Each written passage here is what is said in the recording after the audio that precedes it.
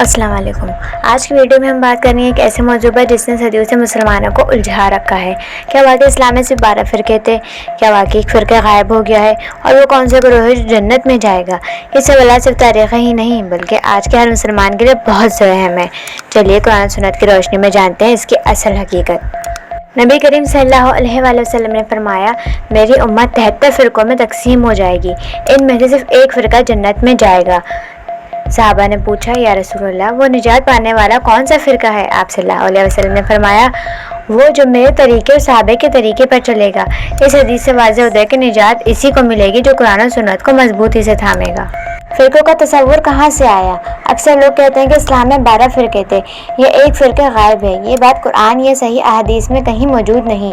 یہ صرف کچھ روایتیں یا فلسفیانہ باتوں پر مبنی ہے، یا بعض مسالک جیسے اہل تشیع کے نظریات پر مبنی ہے جہاں وہ اپنے 12 اماموں کا ذکر کرتے ہیں، لیکن اہل سنت کے مطابق ایسی کوئی بات قرآن و حدیث سے ثابت نہیں۔ کیا واقعی کوئی فرقہ غائب ہے؟ بعض لوگ کہتے ہیں کہ ایک فرقہ غائب ہے یا وہ ابھی ظاہر نہیں ہوا۔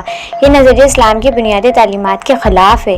حق اور سچ کا دین ظاہر ہوتا ہے، چھپا ہوا نہیں۔ قرآن فرماتا ہے، حق آ چکا اور باطل مٹ گیا، بے شک باطل تو مٹنے ہی والا ہے۔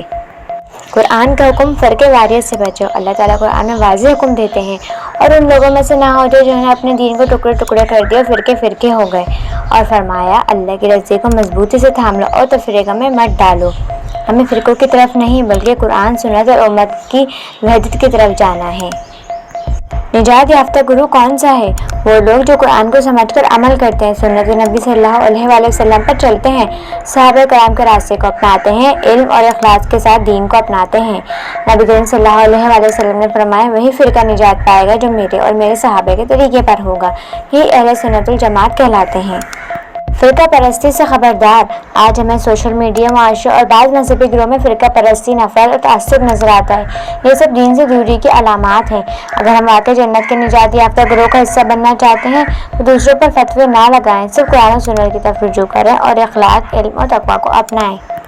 فرقہ واریت میں الجھنے کے بجائے قرآن و سنت پر قائم رہنا ہی اصل نجات کا راستہ ہے۔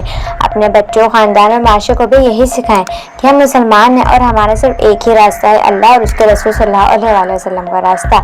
اگر ویڈیو پسند آئے تو لائک کریں، شیئر کریں اور چینل کو سبسکرائب ضرور کریں تاکہ ہم قرآن و سنت کے نور سے منور رہیں۔